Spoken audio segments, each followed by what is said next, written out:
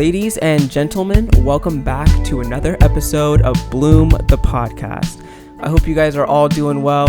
Thank you so much for tuning in to another episode, a very special episode at that. If you guys are new here, I am your host, Donovan, and I'm here with my co-host, Ashley. What's up? And we're here for our season finale episode of season 1, but we're not alone today. We have our friends from the Pantry podcast, Shay and Michelle. How are you guys doing today? We're doing awesome. I'm excited for this. Man, I'm what's up? I feel like I'll just follow Ashley. What's up? Right. Bring that energy. We're so glad to have you guys here.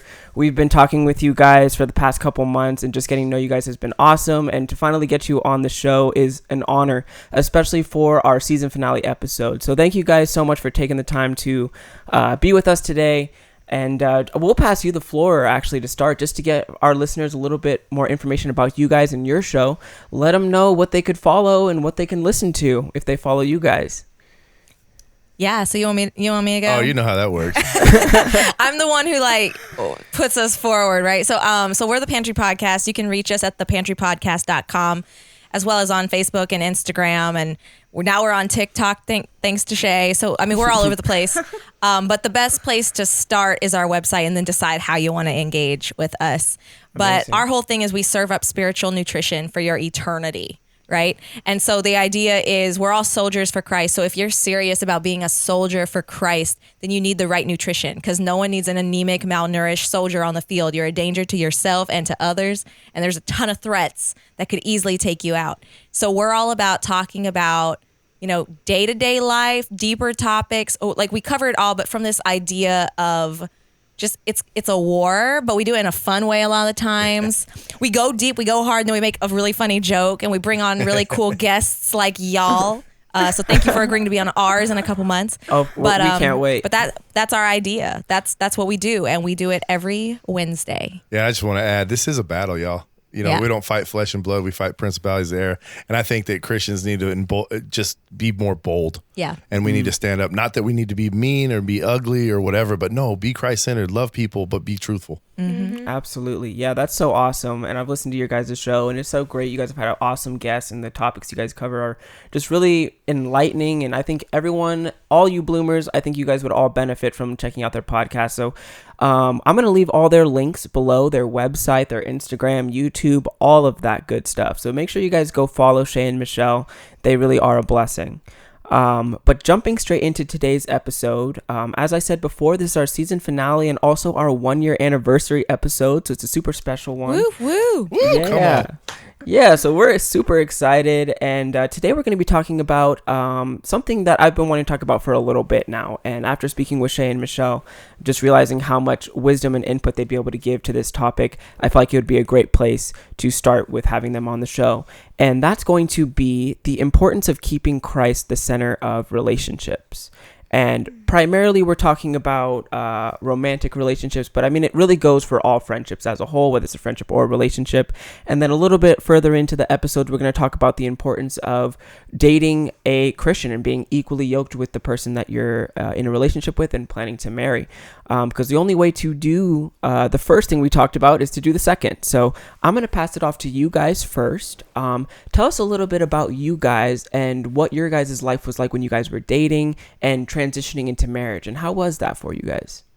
Man, I'll jump in on that one. Yeah, Man, you start us off. I think because it comes from a more authentic point of view, and we'll get into this as we go, because we're going to get into this, y'all. I'm going to be real. I'm going to be honest. I'm going to just tell you how it is, because That's what we want. I've had experience in relationships and marriage and failed marriage and a bunch of other things. But let me tell you something. When you do it, you need to do it right. Mm-hmm. And I'm coming right out the box. I'm going to hit hard real fast, because what I had to learn in those other relationships is exactly what we're talking about tonight. Right. And what we're talking about is how we're supposed to be in a relationship. So when we met, it wasn't like we were looking to be in a relationship. We actually met at church.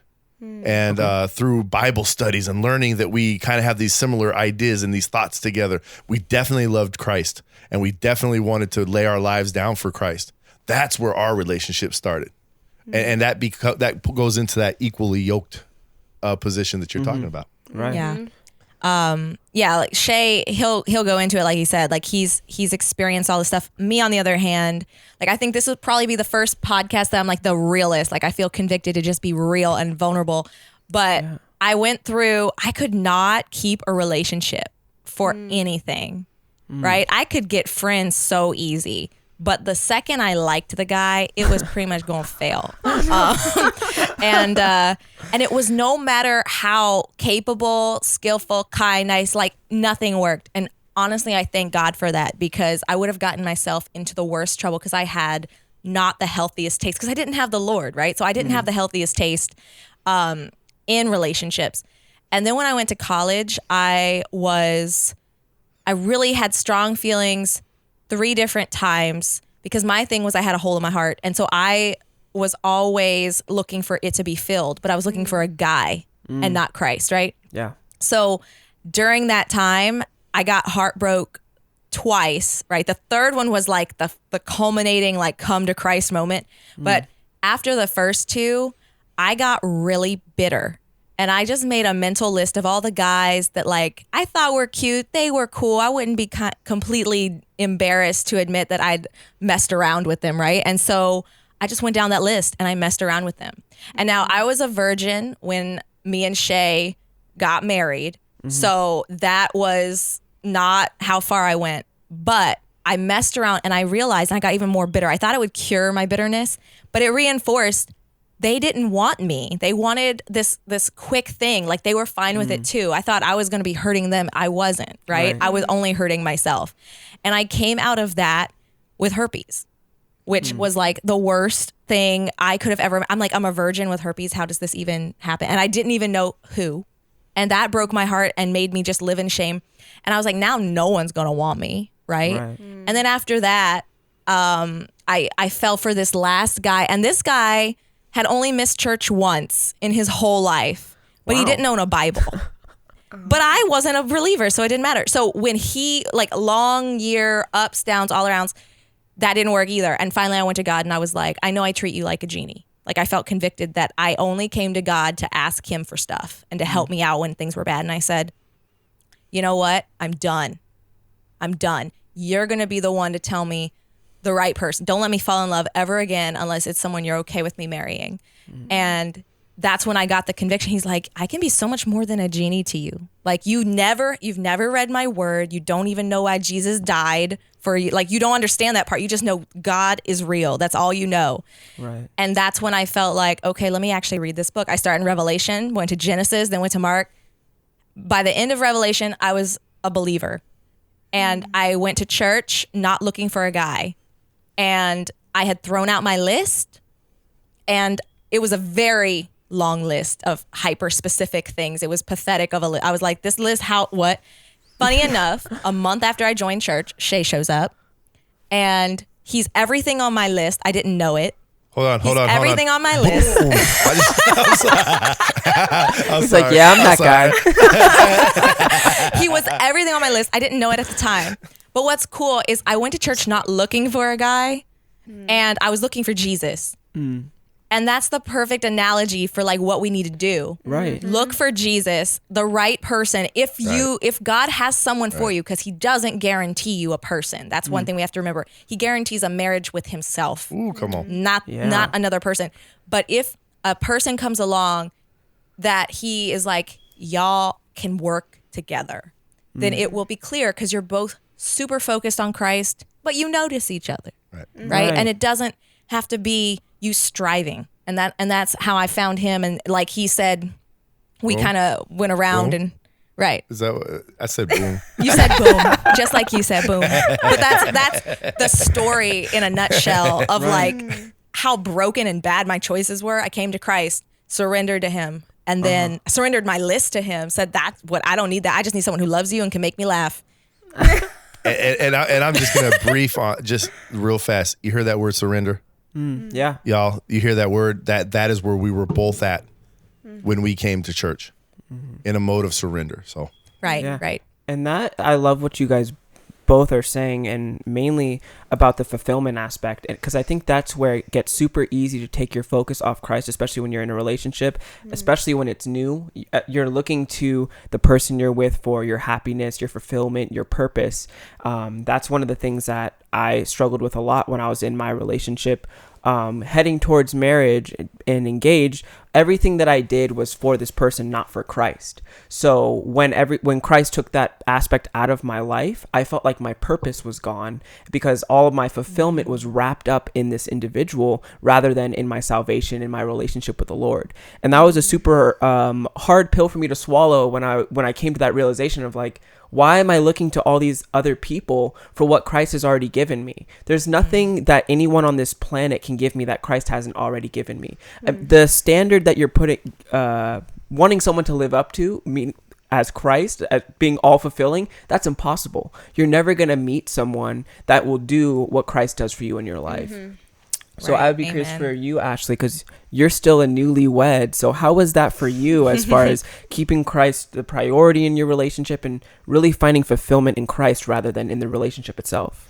Right. So I think the biggest thing because I definitely feel like you shouldn't get married to someone if you don't feel like they're helping you be a better believer. Right. And that was the thing for me, was I never felt that way with any of the people I was ever interested in or dated. Like, I felt like I had that desire more, and it was like, yeah, we talk about it every now and then, but there was nothing really there. And so that was like the big telltale sign when I met Nikki, was like, literally after talking to him, like on the phone, I just get this like urge. I was like, I need to go out and buy a new Bible. Like, I want to buy a new Bible, and I'm going to highlight all this stuff. Like, I was and he had no idea that he was like having that effect. Like, I tell him that now, and he always thinks it's like so funny, but like, it's amazing. Every time I talk to him, I was just like, oh my gosh, like, this is so awesome. And I was like on fire just from like being around him. And that's what you want to bring into your marriage, is someone who's going to help you stay on that track of being on fire for the Lord. And like, you both have that focus together.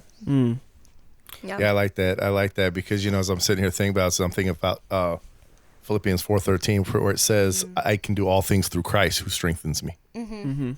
Right. And that's our focal point, though. You know, it's like I say this to people all the time. I've preached this. You know, it's like from the pulpit. I've said it with my wife sitting there, and I've got looks, and she's like, "That's right, that's my man. He said it. Jesus is my ice cream. Jesus is my ice cream. Listen, I'm telling you, man. Look, Wait for Jesus is my ice cream. Now, when you guys go, look, I'm gonna ask y'all a question. When you go to get ice cream, what are you going to get? Dessert. Ice cream, though, right? Yeah. Right. I mean, you're going to the ice cream place. We're not going to like Denny's or somewhere else that has like 900 different desserts. We're just going for ice cream. Yeah. We're going Baskin-Robbins. for Baskin-Robbins. What do you know? We're going for well, now they sell donuts though. But anyway, They ruined your analogy. like they merged with Dunkin' or something. Whatever. We're going for ice cream, and what I say is this: I'm going for ice cream, right? Now the toppings are additional. There's something that are added to the ice cream, correct? So I'm going to get ice cream. Well, Michelle is a cherry on top of my ice cream. It's an additional blessing that I've received because I'm going for my ice cream. Right. But if that cherry was to go away, I still have my ice cream. Right. You see, it's like, and that is where we need to solidify our minds. Unless you can live like the Apostle Paul did and not get married. He does make that suggestion, Right. not He's to like, get it's married. so easy. But I'm telling you, y'all, we live in a old sin nature world, and look, find Christ and get married the right Yeah, way. because that's the hard thing. Because I mean, obviously, there are people that want to get married that the Lord doesn't necessarily give that to them, and then you have other people that may have the gift of singleness and they're able to go throughout their life without it. So, and I think in a world, especially today with social media and stuff, where it really highlights relationships and that romantic side, especially for the younger generation, it really makes them feel empty or less than if they don't have that. And that's something that's hard to battle, especially if you don't have the proper mindset, because you're looking at all these people that are happy on social media with their relationships and their marriage, and you think you're missing out. But if you're a believer, you're not missing out on anything. The Lord will bring you to that point in your life if he so wills to do that in your life. And if not, then you still have Christ, which is, like you said, it's the ice cream. You don't go to the ice cream store for a cherry. You go to the ice cream store for ice cream. So I love that analogy. That's beautiful. Yeah. I would never be brokenhearted if I went and they're like, oh, we're out of bananas. Okay, well, I can't have a banana split today, but I can still have the whole point of the banana split, And I think Right. when people, I love the reaction that we get because it's another opportunity to sharpen iron, right? For iron to sharpen iron, because I think it's one thing to hear it, but this is a cool thing about relationships, and friendships can have the same effect depending on, the sermon you're dropping or the knowledge you're dropping.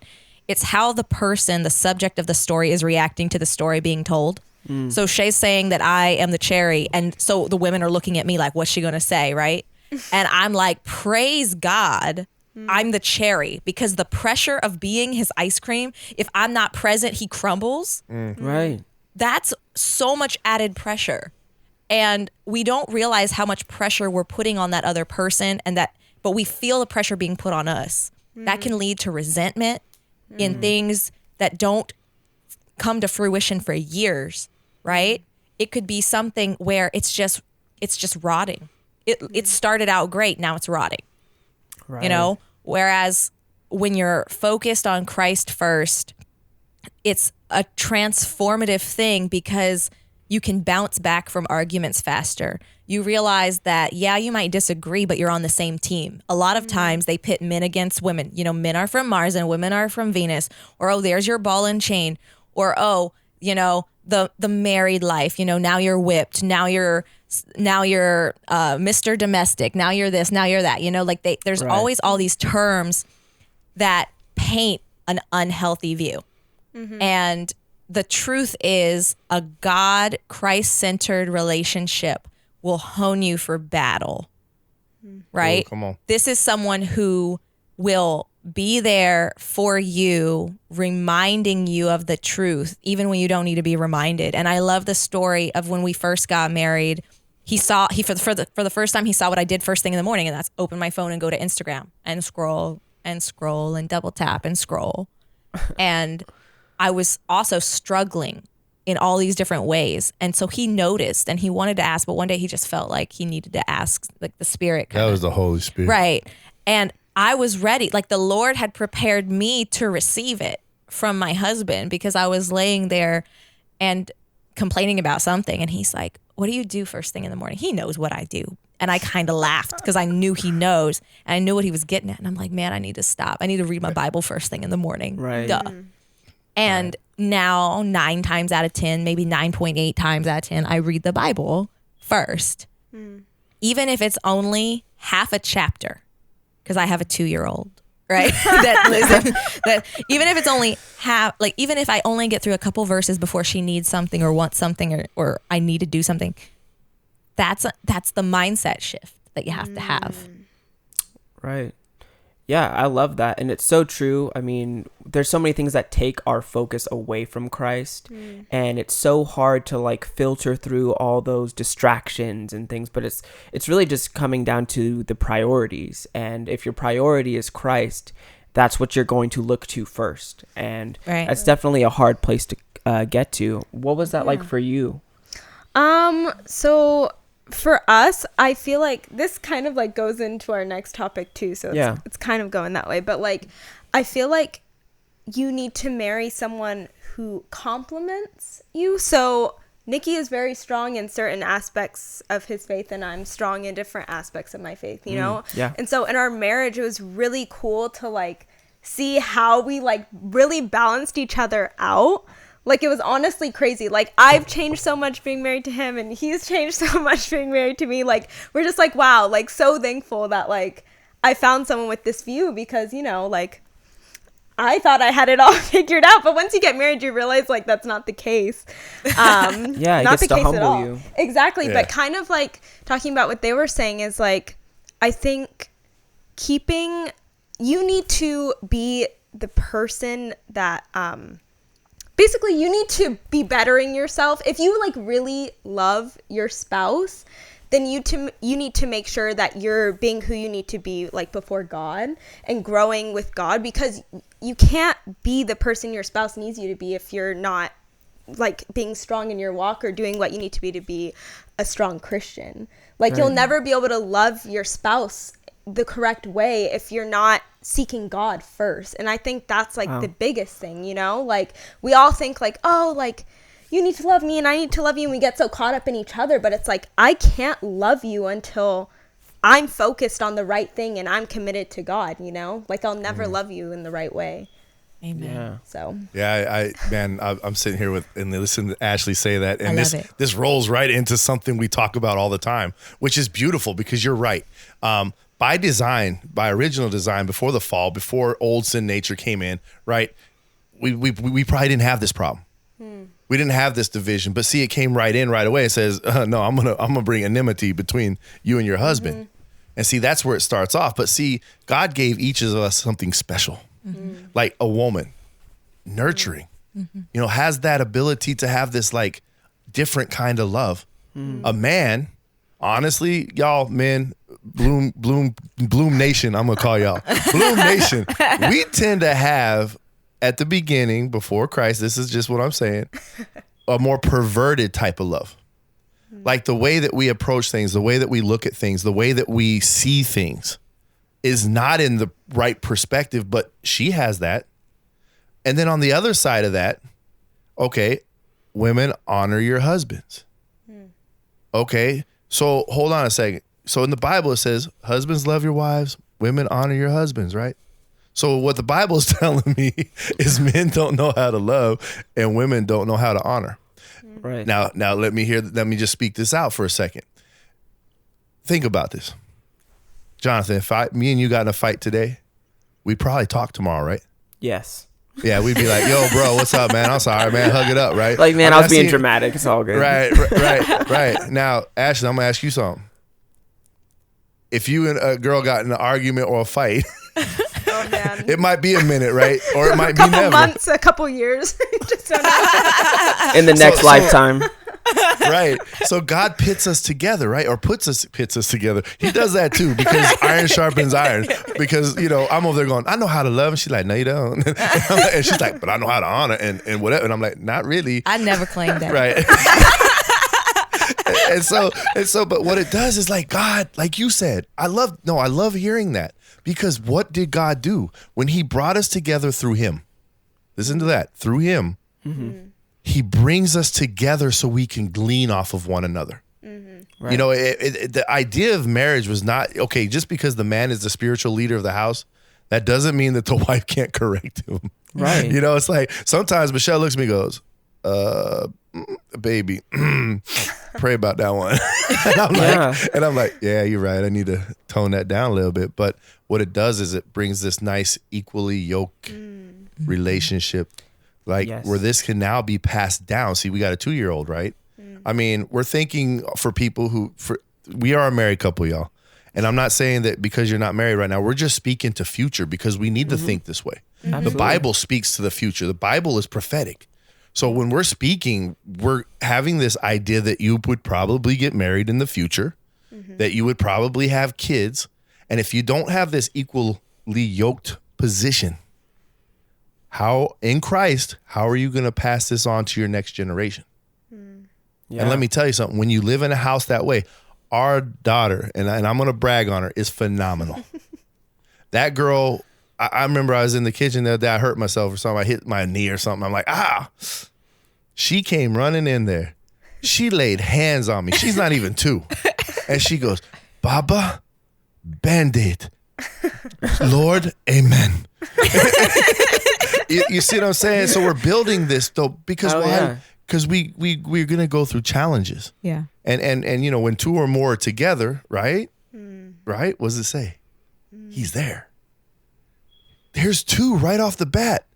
Man, we're already in the 3 chord if we're equally yoked. Right.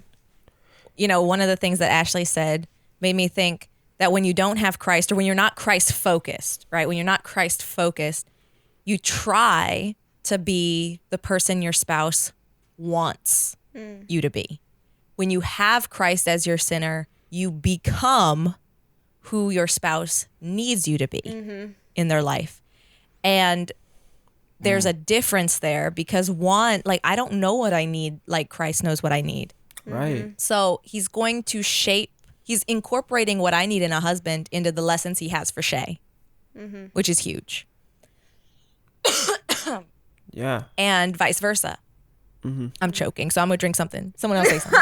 No, yeah, I love what you guys are saying, and especially about the passing down to generations, because that's one thing I'm eternally grateful for is the family that I was blessed to grow up in. I mean, the parent role models that I saw as a child just kind of lays the foundation for everything that I know that I want in the future. Obviously, I'm not married right now, but just looking out into what I see to be ideal, I look at my parents as being that equally yoked, just hard to break apart, strong in the Lord, and pass that down to all, three of my siblings and myself, and just seeing how that's fleshed out in my older siblings' marriage and how they look, and now your marriage and how you look. And it's just super inspiring. And I also love what you said about how you guys can correct one another, and kind of going into the being unequally yoked section here. If you aren't equally yoked, there's no way for your partner to do that for you. They can't come alongside you and correct you biblically and put you on the right path. There's no way for them to bring you back from, a trial or anything like that. There's nothing they can do for you. And it's so important to have that person that you can lean on to keep you accountable, to pray for you, to lift you up to the Lord, and correct you at times if needed, to steer you back to Christ, because that's ultimately what relationships are for, is to steer each other back to Christ. So I would turn it back to you guys, as far as experience with being in a relationship with someone that maybe isn't equally yoked. What do you guys have to say about that? Oh, here we go. Because there's only one way for Michelle to look on that one. That's already this one over here. So I've been married twice before. Okay. This is my third marriage. I've sat there many times and said, how can I speak to marriage? Because as a Christian, you get guilted by, I wasn't a good person, and I did all these things, and I never had a good marriage. No, the point is I didn't know how to have a good marriage. So I speak to it now, and I'm like, no, listen to me. So see, there's all these different ways that relationships can work out. Unequal to unequal. Who? Yeah. Or unequal to equal. And so I can speak from a position of unequal to unequal. And it's exactly what you're talking about. It's like when something goes wrong. So I will say this, the first marriage, I'm going to be very loving right now, but it was very abusive towards me. But we weren't equally yoked. We didn't have Jesus. I mean, it was out of control. It was like, fire on fire, and it was just like no extinguisher at all. The second marriage was unequally yoked, but with two people who had a very good worldly love towards one another, if you can call that a good love. You know what I'm saying? But for those who don't believe, it looked beautiful By industry standards. Yeah, by industry standards. I like that. It looked right. It was right. Like it was the couple that did everything together, that were friends together, spoke well with one another. You had your fight here, there, you know what I'm saying? But you always came back. But what's funny is when it would crumble, it was like everything was in her for me, and vice versa, believe it or not. I can speak for that. And so when it would crumble, there was nothing there. So it impacted the feeling like 10 times. Like you were just alone. You had nobody because you were pouring everything or taking everything from her, like Michelle was talking about earlier. It's like you're sucking them dry because you're living through them. See? And so in this unequal yoking, then we hit 8 miscarriages. Fourth and fifth month, 8 miscarriages.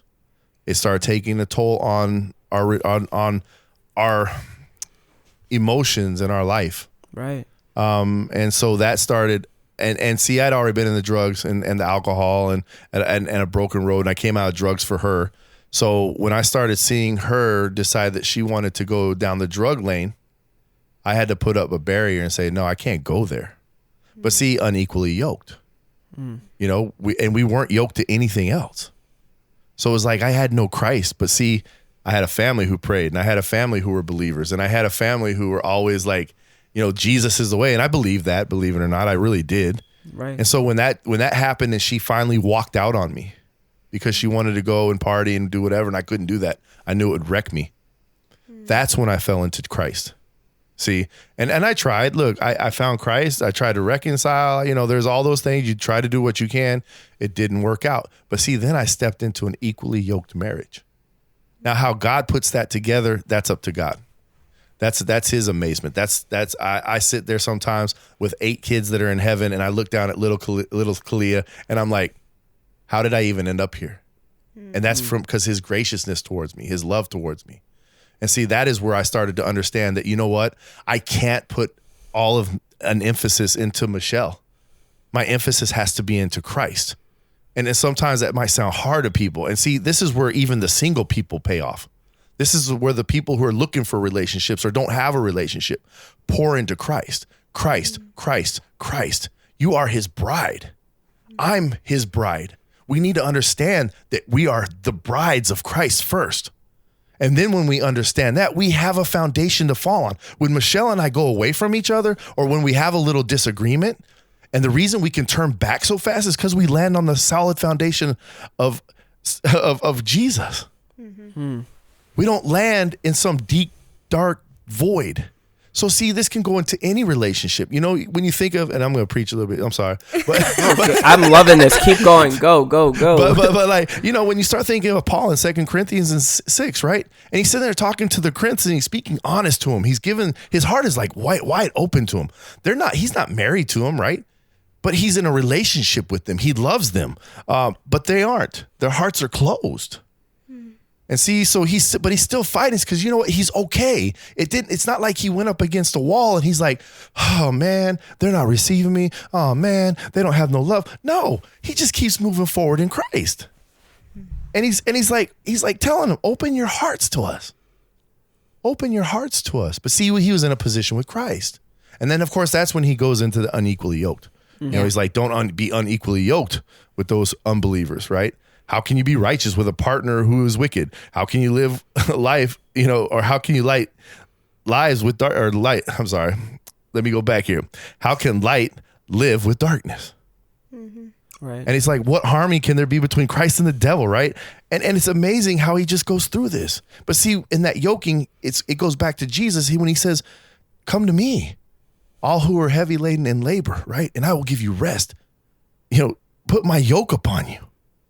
It's light. It's easy. And see, when we go to that yoking of Jesus Christ, man, we can pour out onto others. Now we're receiving the water, the life-giving water that comes from the Holy Spirit, right? And we're filled up. We're not just half empty. We're not quarter empty. We're not 3/4 full. No, we're filled, and we pour out on the people. And see, that's how it needs to be in life. See, and if you can yoke to Christ in that relationship, if you can be equally in his presence and with him, you will pour out onto anyone, your sister, your brother, your mother, your enemy, your neighbor. Mm-hmm. That's where love is. Yeah, that is. And that yokes us. I'm sorry. No, go ahead. No, if you had something else, by all means, finish. No. You're good. I it's just amazing though. It's just amazing. It really is what God does, and he finishes it off in there and he's like, I will live in them. This is God. God said this.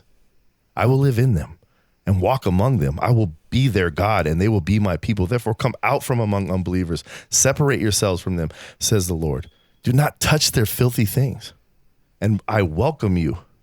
And I will be your father and you will be my sons and daughters, says the Lord Almighty.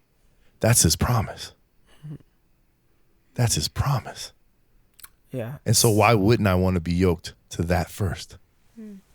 Amen. That is, it's so important to be grounded in your spiritual walk with the Lord first. And I can kind of speak to my own experience as well. Like I was kind of alluding to earlier in that relationship I was in, I can relate so much to what you were saying about how anytime you had a disagreement, it would just feel like you were isolated at the edge of the world just by yourself.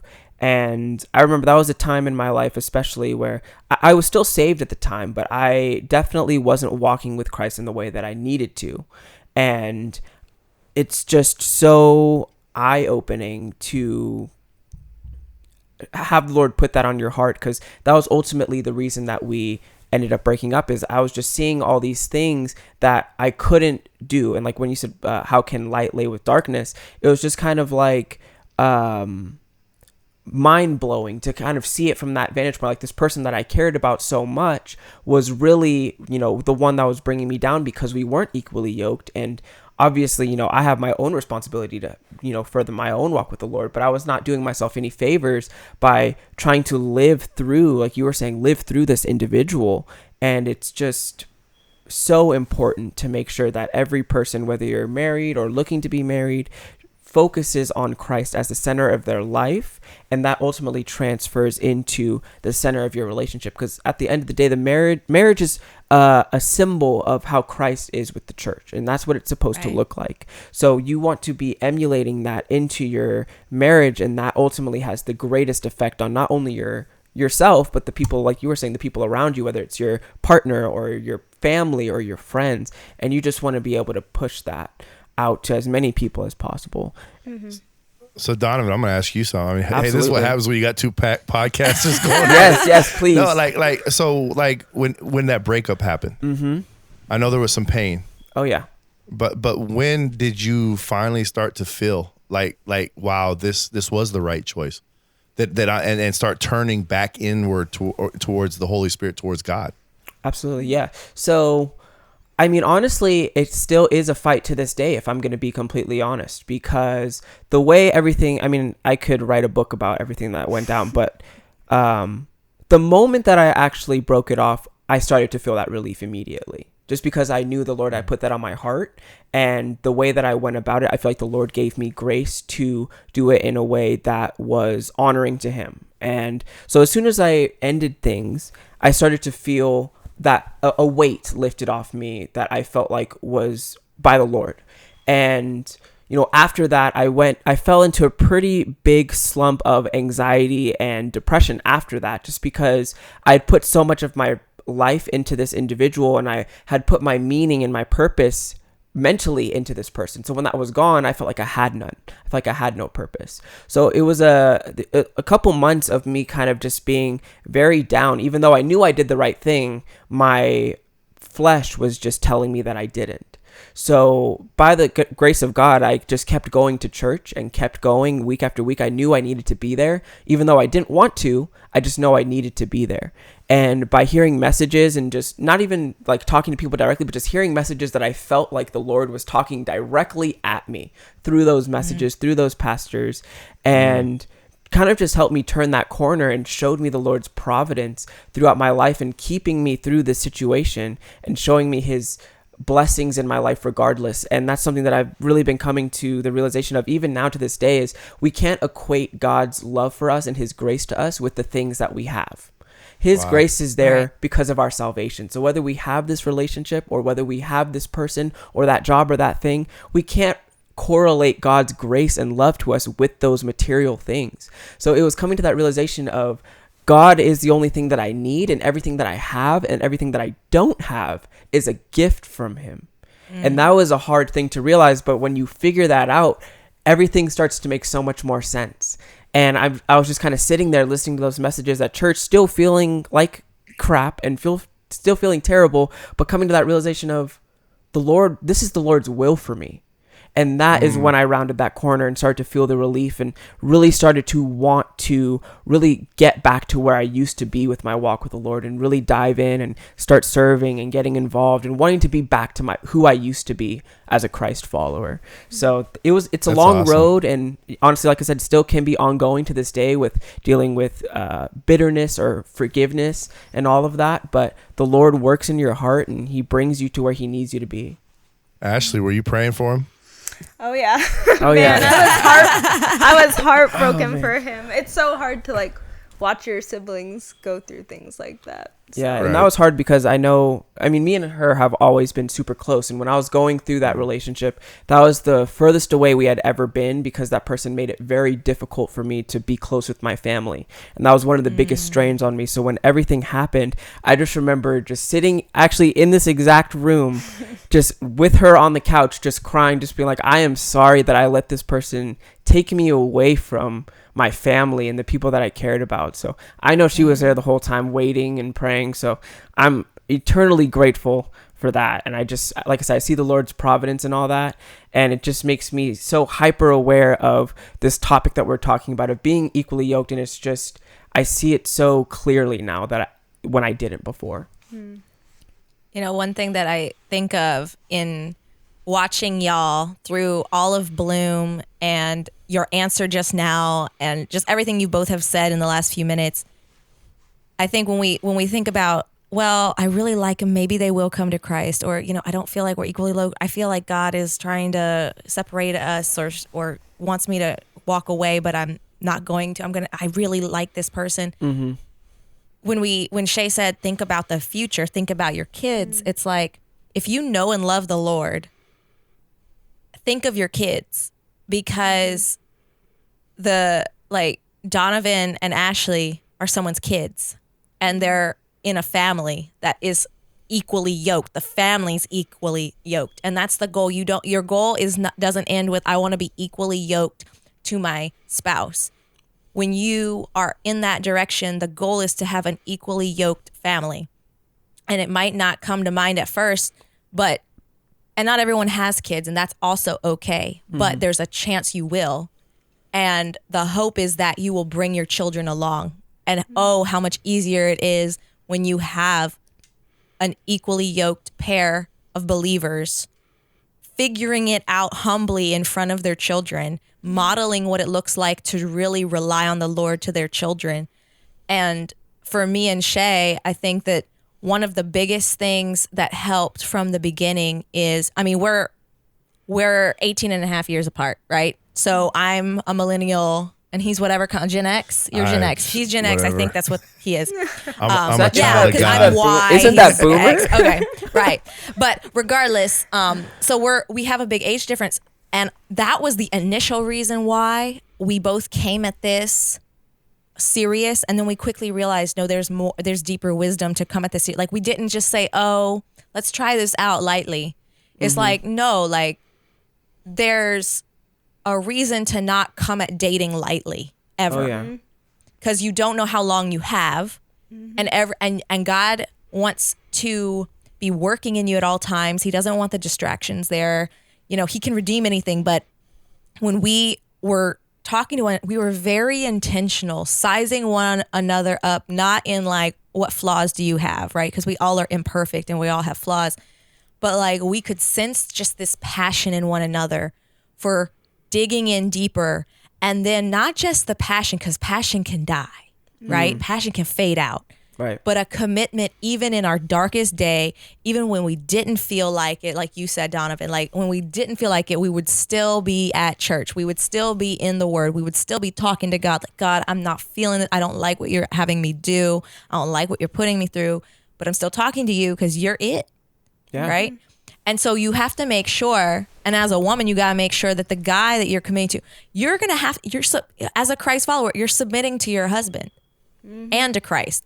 So if you're already picking apart this man's decisions for where to eat and how he drives places and how he chooses to handle his money, and just like his life choices, right? If you're already questioning who he's following on Instagram, it might not even be like half naked girls. It might just be, you follow some false teachers on Instagram, right? Yeah. You're sharing them in your story way too much, right? Like if like all signs. this stuff, then that is not the person you want in charge of your company, right? Because you're not just because you will have to follow them unless they're outright telling you to do something ungodly. You will have to follow that person in all their mistakes. Just because they make mistakes doesn't mean you get to tap out and be like, it's hard, we're unequally yoked. Like if you both have the Lord, you're equally yoked, right? Amen. It doesn't matter your maturity level. Yeah. So make sure that you're looking and praying I prayed for signs and flags when I was like out there dating a little bit. You know, I was like, Lord, give me a flag. And he always faithfully did. It was up to me to not just say, was that a flag? I'll just Yes, ignore I was it. about to say, the flags are always there. It's just, do you choose to look at them or not? Right. Like if he waving a big red flag and you choose to keep going, Yeah, like, that I'm is colorblind. not God's fault. Like he's not going to strike the person dead to say no. Like you have to live with your choices. So you have to look and say, I met him. I'm like, I could live through revelation with him. I know we get raptured, but I could live through it with him, you know? And that is what counts, so that you can end up with a family like the family you have, where it's a tight-knit family that loves the Lord. That's what you want for your kids, is what you have with your siblings, like you guys specifically. Ash is laughing. I want to hear what she has to say. Yeah. Well, I know what she's going to say because you guys brought up intentionally dating, which is something our parents have drilled into us like a drill sergeant from the day we were 0. So speak on it. I'm just, the whole flirt and convert thing just kills me a little bit, you know? I can't with that. But like, honestly, if you are just dating someone who's not a believer, they are going to drag you down without a doubt. And the thing is we think we're like stronger than we are. Like we think we're not impressionable, or like we're not going to pick up on stuff that the other person's doing. But like, think about it. Like, I hang out with people for like 2 weeks straight, and if we're hanging out a lot, I'm already saying some of the stuff they say normally. Like I'm like kind of copying them a little, because it just rubs off on you. And so when you're dating someone who's not a believer, like, oh my gosh, you're going to be picking up everything they're doing that is not God honoring, and especially bringing that into a marriage. Like, I just think of Nikki and I, both believers in the sin we already bring to the table, you know, like, and how we're able to like come back to each other, and like by God's grace we are, right? But I cannot imagine like dating someone or marrying someone who wasn't a believer, like what that would look like. It would just be a bomb exploding. But yeah, the importance of just like realizing like how much of an impression this person's making on you, and how much you are actually going to start following in their footsteps, whether you would like to or not, or whether you think, oh, like I would never do that. Eventually you will, because it's just like, as humans, we just kind of start picking up on things other people do. So. Right. And especially tying that into going back to intentionally dating, purity is a big thing that most people don't talk about. So if you're dating someone that's not a believer, they have no moral compass of purity. So how are you expecting yourself to stay pure till marriage if you're dating someone that does not care about purity at all? So I think there's just so many things, and that's a big one, because that spiral, I mean, you know, once you start touching, like your arm goes here, blah, like it just spirals out of control, like so fast. It's like an Audi R8. We're married and we still know. Right. It's like an Audi R8 going 0 to 60. That's how fast you spin out of control with the purity. So I mean, it's so hard, and even when you are equally yoked, staying pure is still a challenge, and that's why the Bible is so explicitly clear on how you're supposed to act within the relationship. So just bringing all that back in is just like, you have to be so intentional and really make sure the people that you're going after as far as dating and marriage are wanting to put Christ first. So that way, you know how your relationship can transpire. Because like you guys said, all those other things, they're not important. What's important is their love for Christ and their desire to have Christ as the center of their life, which will ultimately make Christ the center of your relationship. Come on, and see, and we're all talking really tough, y'all. I'm just saying, we're up here like but I want to speak to those who might have already, you know, gone down that road or been down that road or whatever. We have a Christ that can make us white as snow, that can purify us, even if we've overdone that boundary, right? But I also want to talk about, like, you know, Michelle sitting here like, you know, equally, and we're talking about equally yoked. And now let me tell you, can I tell you a little story about our beginning? Of course. I will follow. I'm Michelle right now. I will follow you anywhere. If the mission field takes you to, I don't care where, I'm following you. And then the more serious it got. You want to fill this in?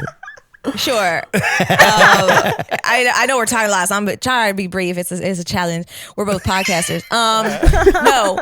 So he said that like he started talking about Kenya, because he goes to Kenya twice. He used to go to Kenya twice a year because of COVID and everything. That's not happening, but for work.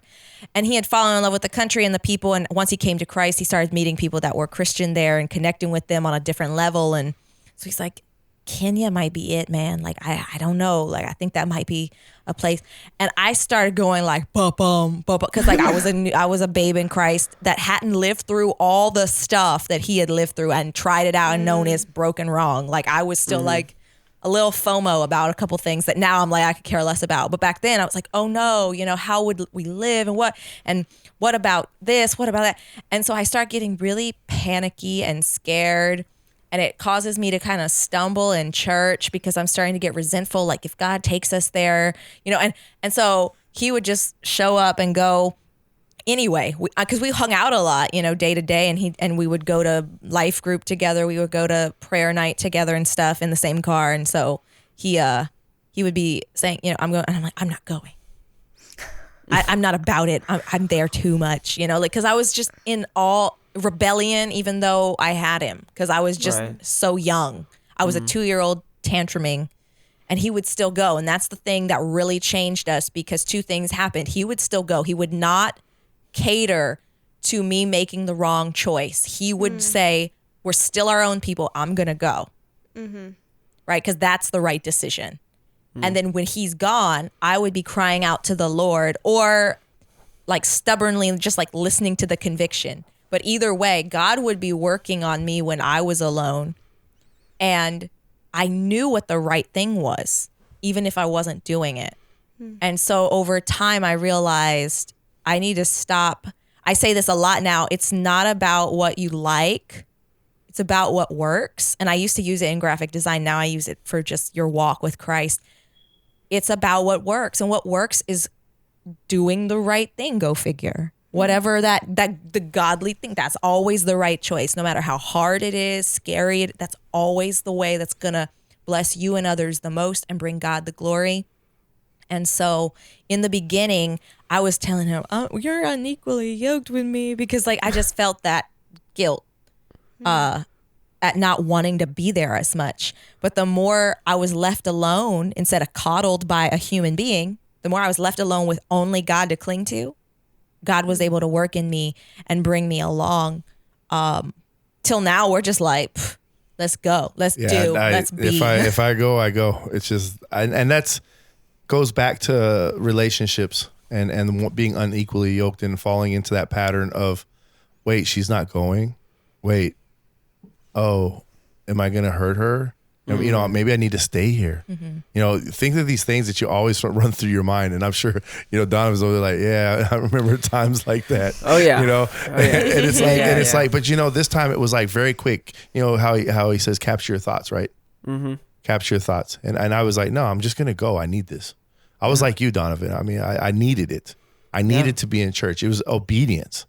I didn't, the first few months of coming back to church were not like this, like love. It took another backslide for that to happen, but it was just show me God. And so it was an obedience thing. And then once you fall into that from head knowledge to heart knowledge, then it's like, okay. And then, you know what? There's still obedience. There's still days I get up and I'm like, man, I didn't get enough sleep. I don't want to wake up early to study. But it's like, no, set your alarm, get up, be tired.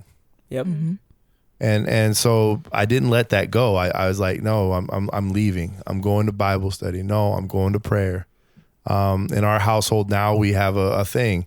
If you don't go, well, she doesn't do prayer because Kalia, but she does things for the kingdom. It's like because Kalia goes to sleep, there's no one to watch her, so it's kind of like I go on Thursday night prayer. Bible study just happens to be in our own house because I teach it, so it's like that's a bonus. Put Kalia to sleep, we have Bible study, but that is our thing. It's like we're gonna fill our minds, we're gonna fill our capacity with things that are from above, because this world offers nothing. And so with this big gap between all of us, I've got I'm the oldest. 18 and a half year difference, but and then between us it's even farther. But you know what, I'm gonna say something. That romanticism was the same back then as it is now. It might just look a little bit more nasty now than it was back then, because but not too much. There's nothing new under the sun. Because now it's in 4K. Yeah, now it's in 4K. That's all.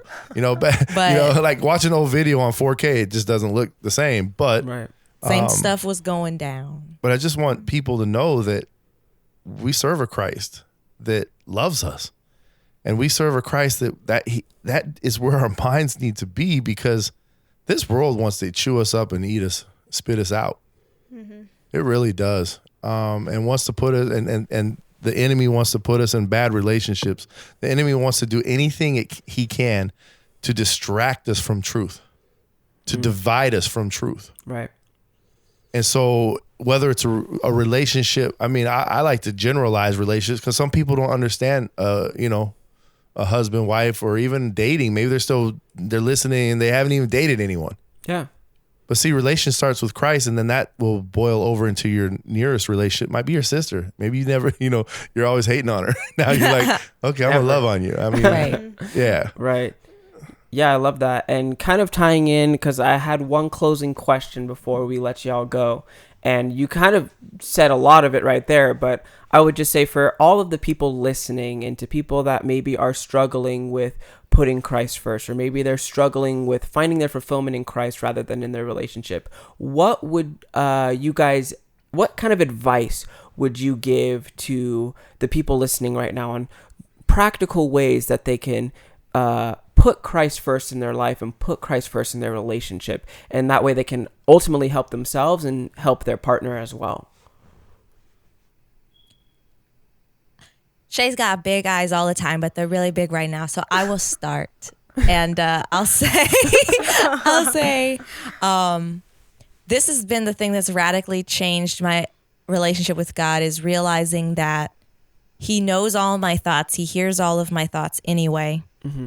And I didn't think I had the strongest prayer life, because I thought it's when you kind of, for lack of a better word, just like kneel down and start praying, or like go away and sit somewhere and you're literally like, hands together, eyes closed, talking to Him. Yeah. And I was like, I don't have the strongest prayer life. And then I realized, or maybe He made me realize, that I was assuming He heard every thought. And so when I think, it's like I guess like the best way to explain is like I'm talking to myself, but there's someone else there, so I'm talking to Him too. So I talk like I'm talking to God in my head all day. So any thought that comes into my mind, it's just He's always there and He's always hearing it.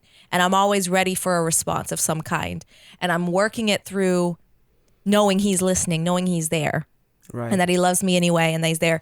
And so one, it made me feel less like of a failure, because my prayer life isn't terrible. I'm actually talking to Him all day. But the other thing is, you're talking to Him all day. And there is so much, when you realize that, there is so much growth, one-on-one relationship growth with Him, that will manifest in so many ways you cannot list. But it will deepen your relationship, make it that heart knowledge, right? And not just head knowledge. I struggle with that. It changed that for me. And it made me realize I had a Father who was always listening. I had an advocate always there. And so it felt realer for me when I realized that. Definitely. I always want to come out and punch people in their solar plexus, but as I'm sitting here thinking about it, and honestly, and we're going to get to the verse where it says, if you love me, keep my commandments. But sometimes that's a hard thought, because why? You have all these distractions. Yeah.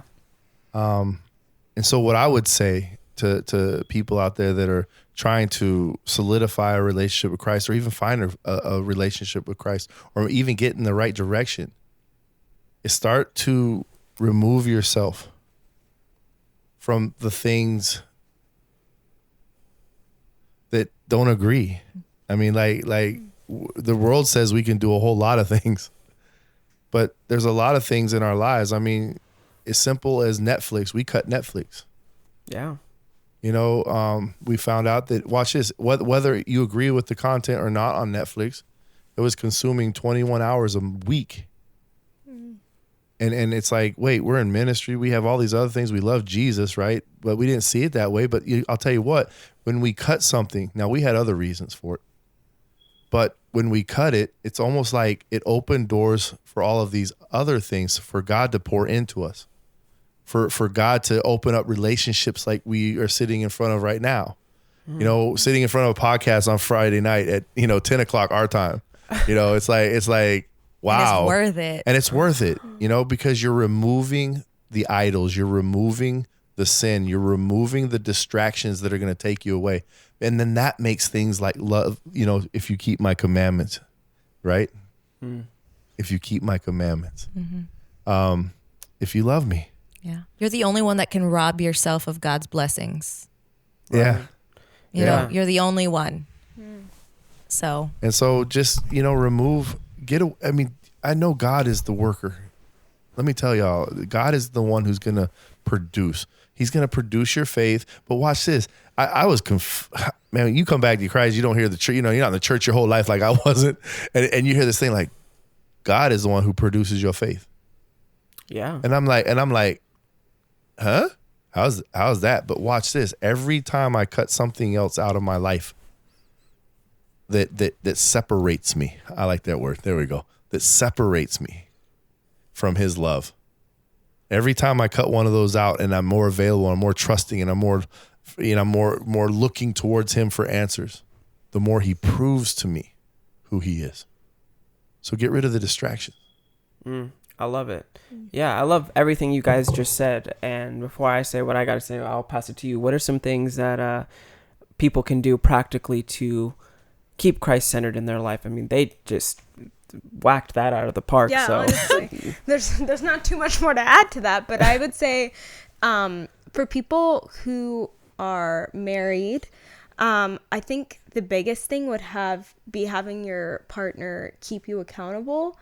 And it really just, it brings you two, first off, closer together, but it also just brings you closer to God, because like, it's hard, like coming from your spouse and like, hey, like, did you do this? You're like, don't at me right now, That's like the normal reaction. But like when you ask your spouse to keep you accountable and they come at it and they're like, hey, you asked me to tell you this, it's like, oh man, pressure. Like I did ask you to tell me that. So I definitely think that that's like a big thing. Like Nikki and I have both like come to each other and been like, please tell me to like read my Bible or like do this and do that. And it is really helpful, because they're with you 24/7, and so they're with you at all times of the day. So they're really like over your shoulder. Like there's no like telling your friend and then they text you and you're like, I just won't answer that text. You know what I'm saying? Like, you're stuck with this person. They're going to hold that over your head. So I think that has been helpful for sure. Yeah, love it. Absolutely. Love it. And I think, that's one of the things I was going to bring up was definitely accountability is huge.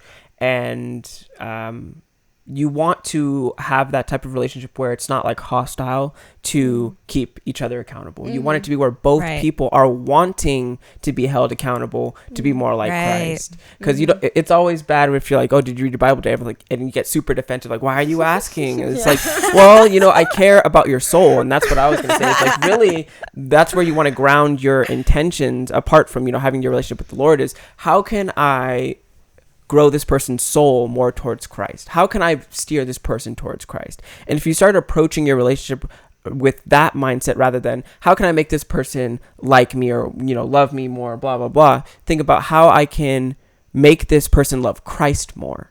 And that'll help you guys both try and steer yourselves towards Christ as you're ultimately yourself. By doing that, you're preaching to yourself at that point. Because if reading the Bible is going to help them love Christ more, and that's obviously what you need to be doing as well. So just kind of approaching it with how to help each other love Christ more, and ultimately, like I said, accountability is a great way of doing that. But I think that's a good mindset to have when it comes to approaching your partner and their growth. I'm going to say a healthy approach. Absolutely. That has worked. Back in the day when all that was going on, when she was, going through her season, I didn't say anything. I said, I'm going to go. And then I prayed. And I prayed. And I said, God, do a work in us. Do a work in this. See, sometimes we want to take it on for ourselves. And honestly, on that day when I challenged her on the bed, it wasn't coming from me.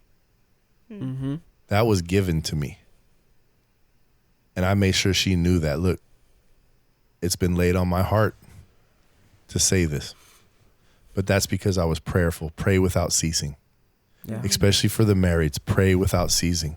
Be prayerful for your partner. Definitely.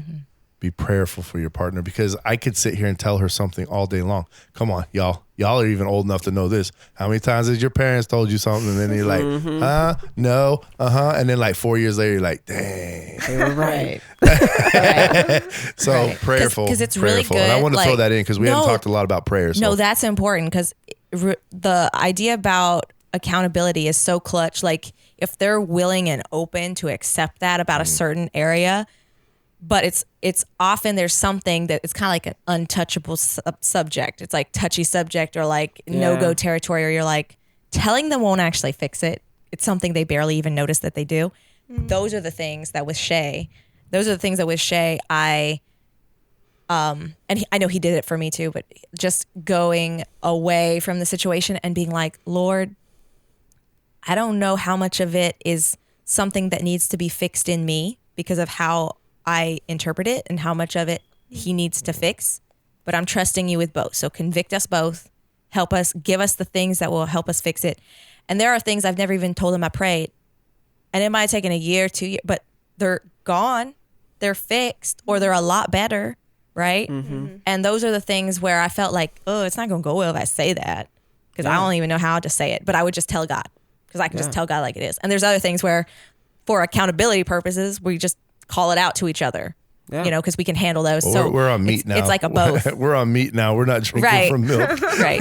Yeah, I think that's the big thing too, is approaching the relationship with that humility, because that's a big one. I think a lot of times it's that pride that puts that barrier between you and your partner of actually helping each other grow, because we're so defensive and we're so self-righteous that we think we're better than we are. And you kind of alluded to that earlier, of that self-righteousness and thinking we're stronger than we are. We're all weak. We all need as much help as we can get. Obviously from the Lord, we have to rely on him for everything that we do. But the Lord puts these people in your life, especially in relationships, to help you be humble and help you realize how much you need those people to keep you accountable and to keep you on the path. So I would say that humility and that prayer definitely is huge. Amen. Amen. But yeah, thank you guys. I know you guys just said it's 10 o'clock your time, so I'm not going to take any more time from you guys. I know Dude, you it's guys been trying to so play. Hold on. fun. He's trying to play on my old age or something. It's 10 o'clock, it's time for you to go to bed, sir. it's past your No, it's our bedtime. girl gets up at 5:30, and that's why. No, but Oh, we man. are having so much fun. Yeah. So it's been awesome Likewise. to be here. Yeah, we're so thankful that you guys got on the show. I mean, this has been an amazing episode and a great talk, and I hope all of you bloomers are enjoying the episode as well. Don't forget to follow the Pantry podcast. Like I said, I'm going to leave all their links below. Make sure you guys give them a follow, because they've been a blessing to us, and if you guys are listening to this episode, I know they're being a blessing to you as well. So thank you all for listening to the season finale episode of Bloom the podcast. We will see you all shortly on season 2, so don't forget to subscribe. We'll see you guys later.